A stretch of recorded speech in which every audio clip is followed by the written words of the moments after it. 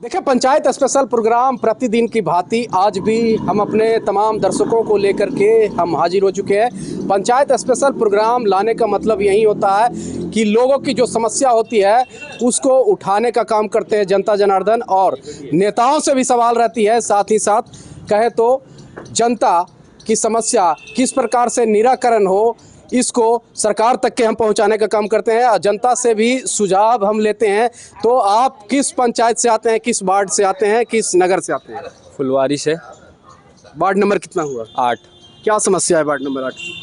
समस्या ये है कि जिधर हमारे साइड हमारा जो घर है वो थोड़ा अंदर पड़ता है, तो उधर रोड की समस्याएं हैं। उधर काफ़ी पानी का जमाव हो जाता है, जिसके कारण वहाँ पे जो बीमारियाँ होती है वो काफ़ी फैलती है। मच्छर ज़्यादा हो गया है उधर, इसके कारण इससे हमारे जो मोहल्ले में करीब 25-30 घर है। मगध कॉलोनी, मखदूमपुर, ठीक है, उधर करीब हम जिस कॉलोनी में रहते हैं उधर 35 से 40 घर है, और सबकी हमारी यही समस्या है कि उधर का जो रोड है वो नहीं होता। बारिश में तो हमें दिक्कत होती ही होती है। सरकार को किसी प्रकार का कोई ध्यान नहीं है उधर, मतलब उसके आधे किलोमीटर आगे तक रोड बना है और हमारे साइड नहीं बना है। चलिए, सरकार को कहीं ना कहीं रोड पे, एनएच पे ध्यान है, लेकिन गली कुची पे ध्यान नहीं है।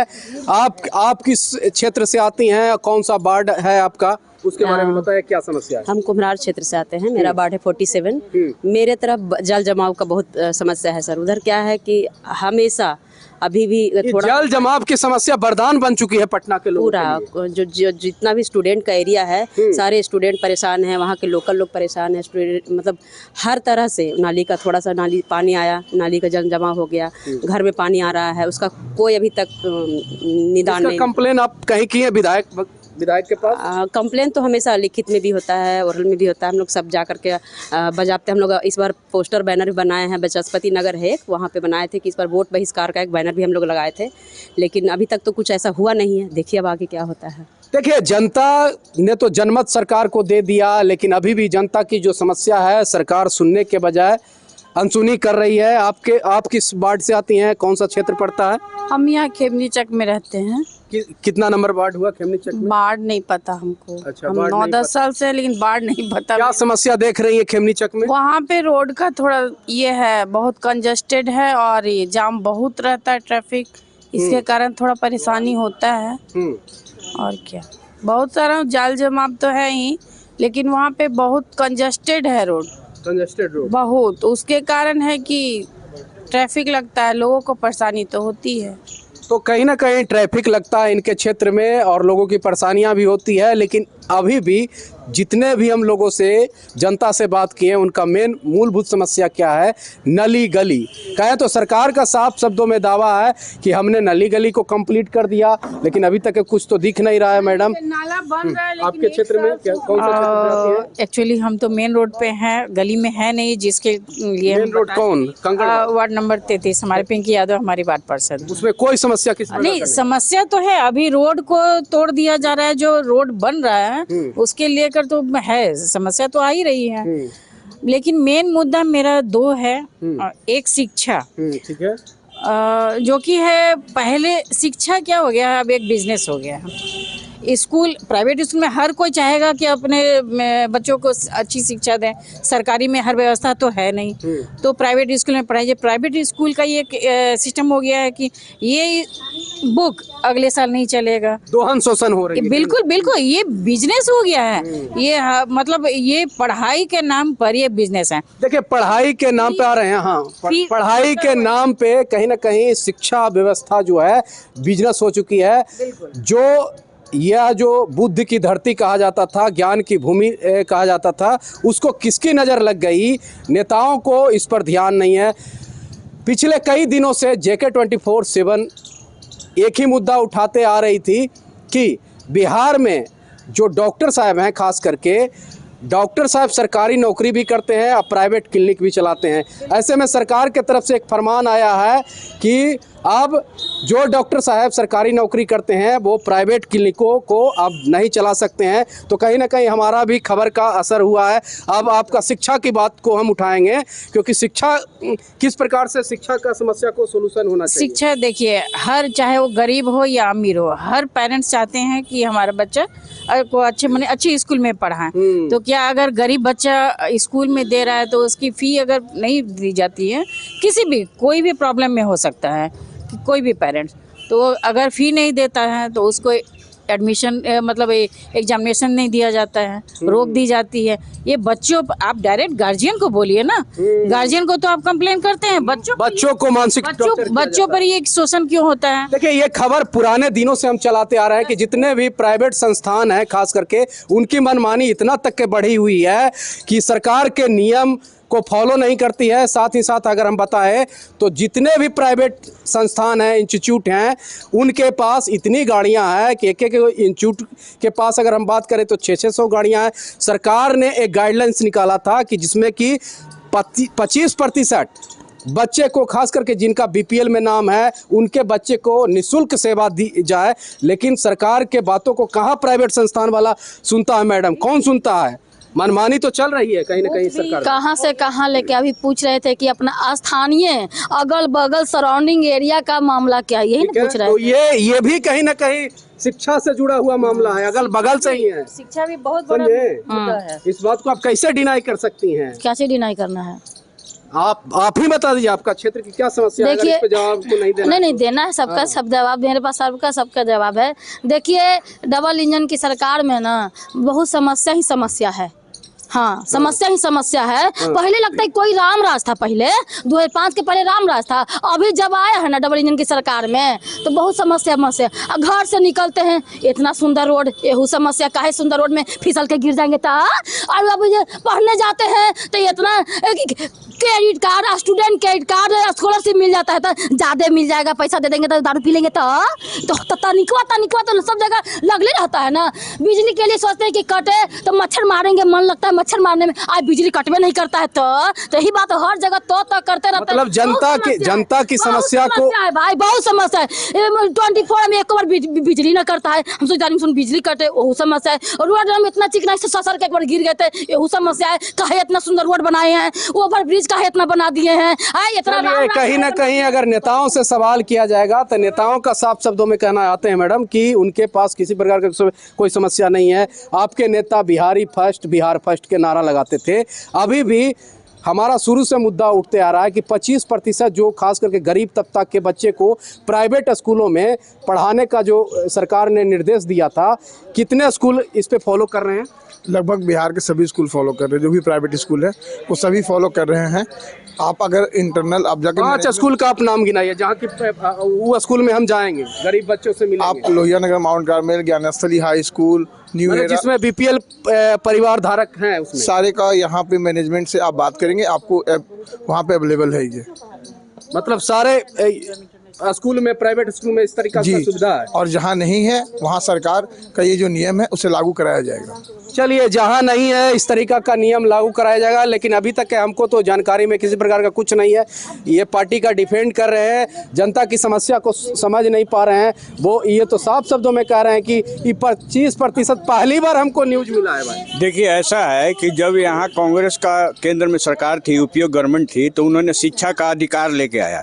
जी देखिए, जितना भी कार्यक्रम है ये कांग्रेस का दिया हुआ है, चाहे वो खाद का बेसिकली हो अधिकार, चाहे शिक्षा का अधिकार, जिसमें कि हम लोगों ने किया था कि हर एक 25% जो दलित हैं, जो कमज़ोर हैं, अति पिछड़े हैं, जो गरीब हैं, उनको हर एक निजी संस्थानों में 25% का बेसिकली उनको पढ़ाई होना चाहिए, क्योंकि उनको मानसिक प्रताड़ना से जूझना नहीं पड़े और अच्छे शिक्षा की व्यवस्था हो। लेकिन जिस प्रकार से प्राइवेटकरण जो कर रहे, जो प्राइवेटकरण जिस प्रकार से स्कूल का हुआ है और बिजनेस का हब बना दिया इन लोगों ने, ये देखिए कि वो 25% पर गरीबों की बहाली नहीं, गरीबों का एडमिशन नहीं लेते हैं, उसको सीट को बेच देते हैं और बेचकर बेसिकली जो है लोगों को उसमें करके बिजनेस के रूप में प्रयोग कर रहे हैं। यही नहीं, हम लोग एनसीईआरटी पर पूरी तरह से कमांड किए हुए थे, हमारे जो शिक्षा मंत्री थे, कि आप जो है जो हमेशा सिलेबस को नहीं बदलेंगे और एनसीईआरटी का जो किताब है वही किताब बेसिकली ये 1 से लेकर 10 तक चलेगा।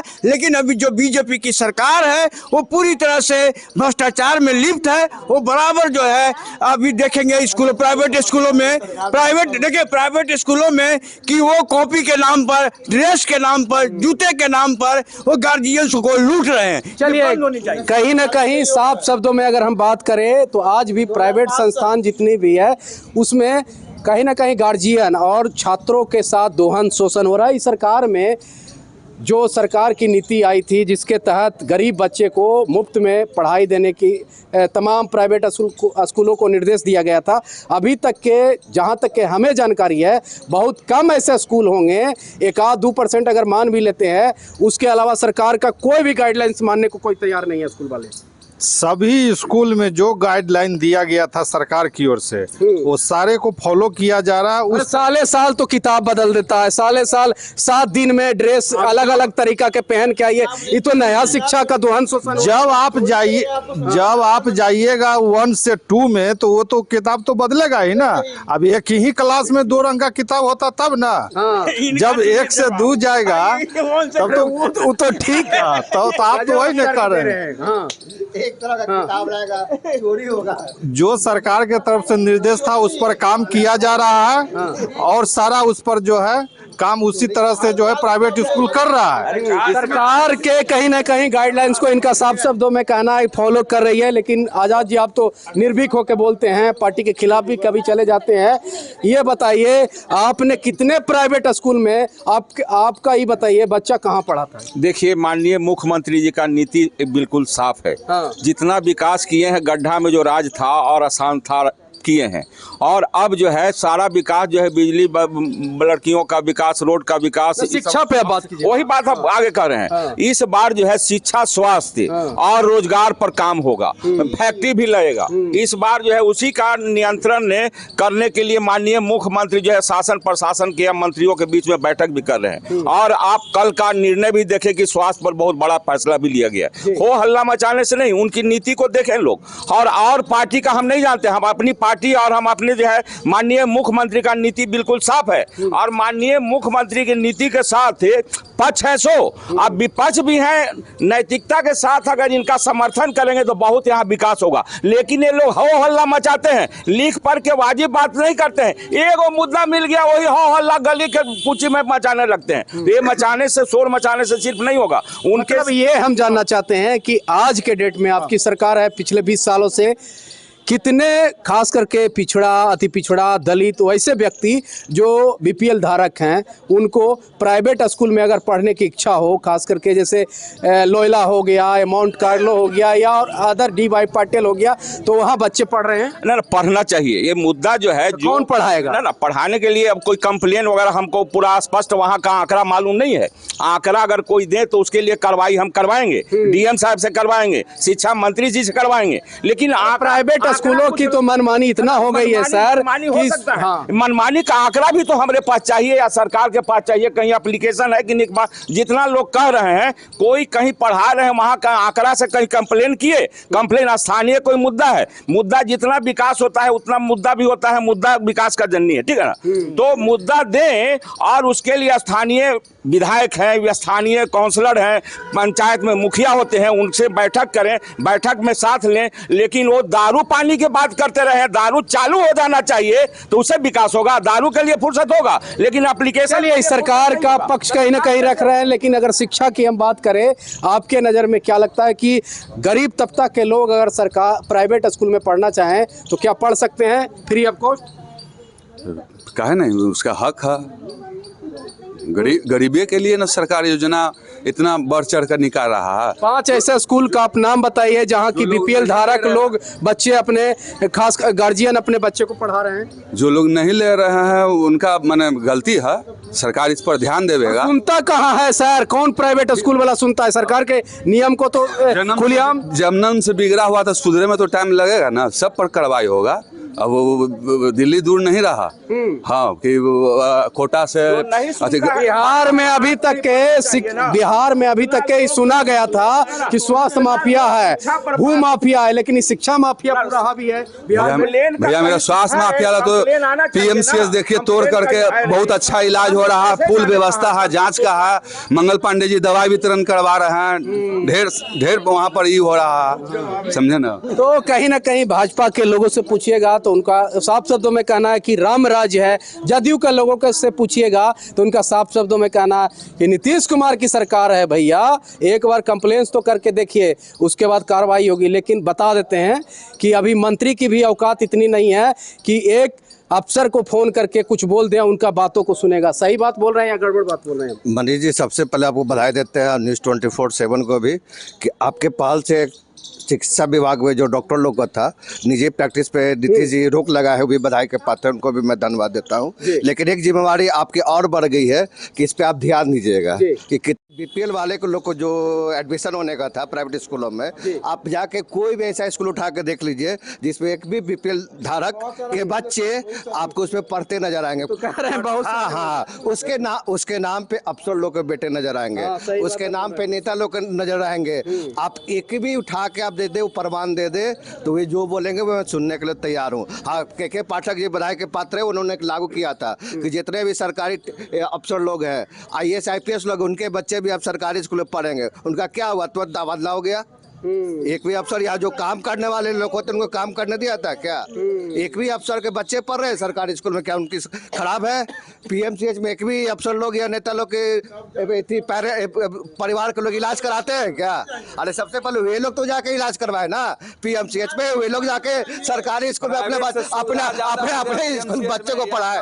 एक बात तो बिहार में सिद्ध हो चुकी है कि देखिए, खास करके PMCH और NMCH या IGMS जो बने हैं, कहीं ना कहीं गरीब तबका के लोगों के लिए बने। आप बता दीजिए कितने मंत्री जाकर के वहाँ इलाज करवाते हैं, कितने मुख्यमंत्री, खास करके अगर नीतीश कुमार की बात करें, उनका आंख का भी चेकअप रहता है तो वो पहुंचते हैं कहीं ना कहीं दिल्ली दिखाने के लिए। साथ ही साथ हम नेता प्रतिपक्ष की भी बात करते हैं तो उनकी भी इलाज बिहार में नहीं होती है। लेकिन खैर, नेता प्रतिपक्ष की बात हम नहीं करेंगे। आपका सवाल का जो कहीं ना कहीं नेता तो एकदम पूरा चाट गए पूरी तरीका से, एकदम देखते हैं थरलाऊ जी। एक और बात है, नहीं जो बात सही है, ऐसा नहीं कि हमने BPL की बात नहीं की सर भैया, हमने भी बता दीजिए, हम बता दीजिए कितने BPL धारक जो हैं, जो गार्जियन हैं, जिनके बच्चे अभी बड़े जितने भी खास करके प्राइवेट स्कूल है उसमें पढ़ रहे हैं, ईमानदारी से बताइएगा। नहीं पढ़ते भी हैं लेकिन परेशान बहुत रहते। कोई भी पेरेंट्स यही चाहेगा ना कि हम नमक रोटी खाएं लेकिन मेरे बच्चे को अच्छी शिक्षा मिले। सरकारी स्कूल में तो वो मिल नहीं पाता है, तो वो तो चाहेंगे ना कि हम प्राइवेट स्कूल में पढ़ाएं ताकि वो आगे चलकर मेरे जैसा नहीं बने।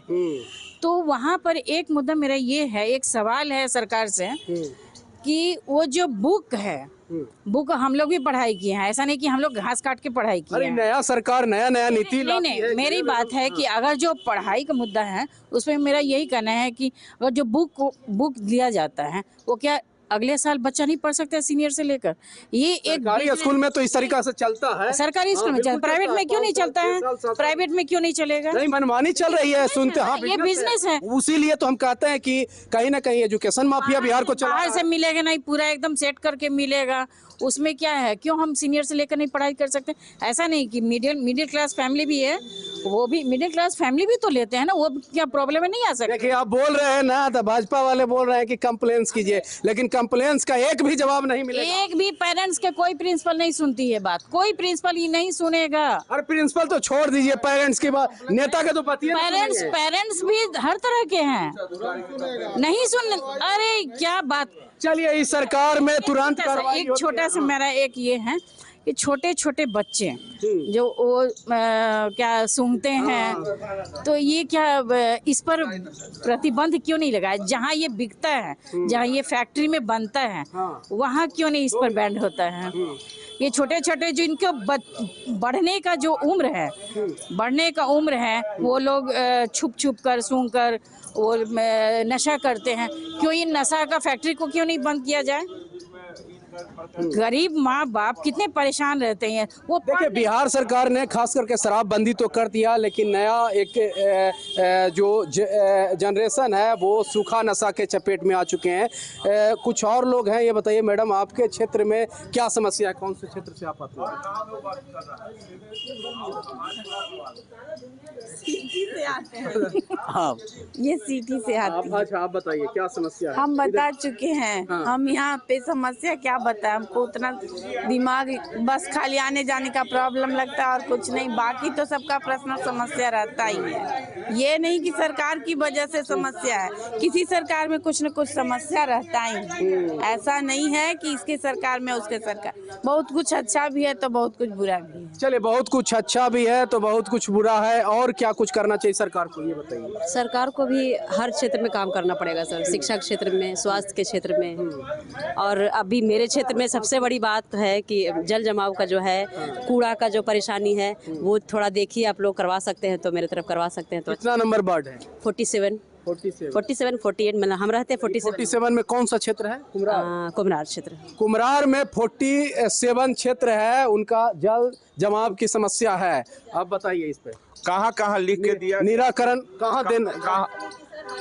हाँ बताइए कहाँ कहाँ लिख के दिया गया, कौन कौन पदाधिकारी उसके लिए दोषी है?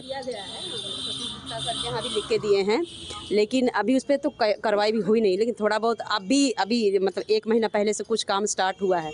जल जमाव का बहुत बड़ा समस्या है, कूड़ा का समस्या है वहाँ पे, और यही 2-3 चीज़ बहुत ज़्यादा। हाँ सर, कुमरार आपके संदलपुर, हाल फिलहाल जीते हैं। हाँ संजय। चलिए, क्या इनका समस्या का निराकरण होगा? नगर निगम आयुक्त है या जिलाधिकारी है, उनसे निराकरण होगा। और ये लोग जो है आएंगे, चला जाएगा और उससे समस्या का निदान किया इनका आप नंबर लिखिए और इस समस्या का निराकरण करेंगे। नहीं करेंगे तो अगला सुपर संडे में इनका होगा समस्या का निदान। क्यों नहीं होगा समस्या का निदान?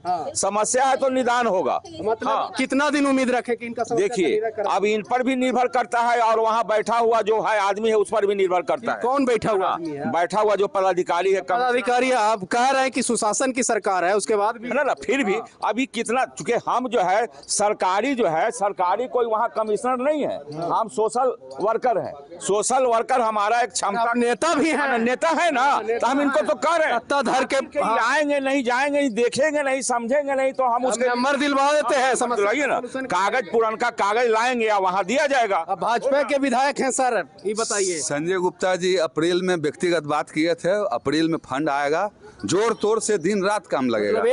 1-2 महीना और वेट करना बस 2 महीना और वेट करना पड़ेगा। अभी तो बेचारा विधायक बने हैं, फंड आएगा, काम होगा, रेल ठेल काम होगा, उसमें नो डाउट। विधायक फंड और दूसरा फंड से भी तो काम हो सकता है ना इनको। हाँ, जनता जनार्दन जागरूक रहेगा। MLC फंड है, जनता तो जागरूक है, नेता जागरूक नहीं है। भैया मेरे प्यासे कुइया के पास जाएगा तो ना प्यास बुझेगा। गजब स्थिति है। मैंने एक बार जीत गए चुनाव, घर बैठल रहिएगा, सोचिएगा कि घर बैठल रहिएगा, सोचिएगा कि कवर चल जाए पेट में तो कैसे होगा? कर्म देखिए, भाजपा के लोग अब कुआं प्यासा की बात कर रहे हैं। जवाब देखिए, ये तो बेसिक थेथोलॉजी है। जिस प्रकार के ये बात कर रहे हैं, ये बहुत ही चिंतनीय है। एगो जदयू वाले इनको धारस दे रहे हैं, कह रहे हैं कि 2 महीना बाद वेट कीजिए। ये तो ढारस ही दे सकते हैं।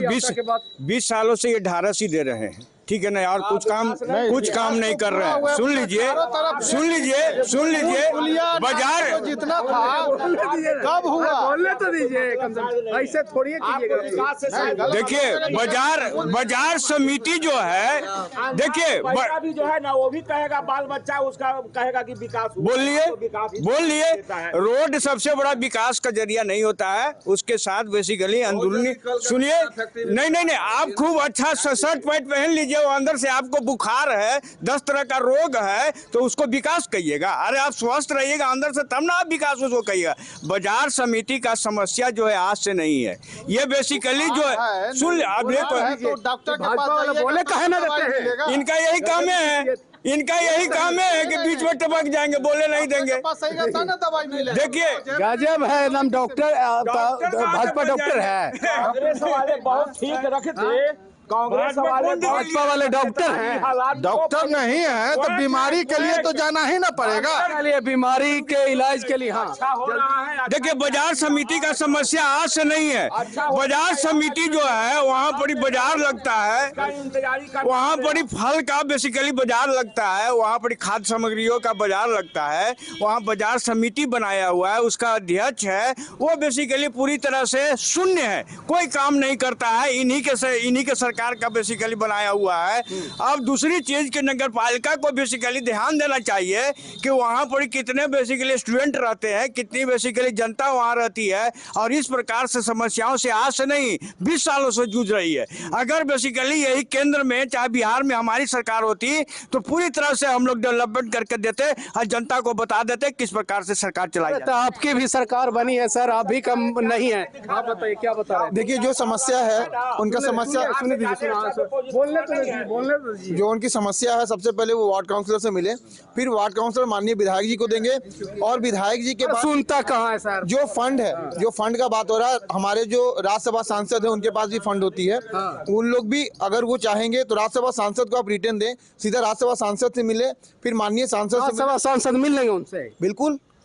भारतीय जनता पार्टी और एनडीए की सरकार में किसी भी मंत्री, विधायक और सांसद कितना दिन में सोल्यूशन करवाइएगा? आप एलजेपीआर के नेता हैं, बताइए। आप पहले राज्यसभा सांसद के पास जाइए, ले जाइए उनको। किसको लेके जाइए? कौन ले जाएगा?